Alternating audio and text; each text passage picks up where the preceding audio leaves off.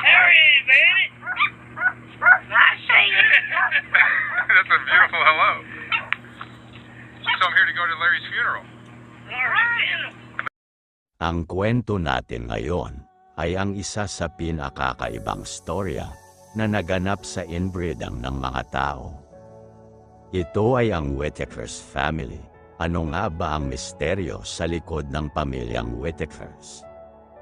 Ang Whitakers ay naging isa sa mga pinakakilalang pamilya sa Amerika dahil sa kanilang masalimuot na kasaysayan sa inbreeding. Ang mapangwasak na genetic defects ay nag-iwan sa ilang miyembro ng West Virginia na pamilya na nakikipag-usap sa pamamagitan ng mga ungol at tahol sa halip na mga salita o sign language.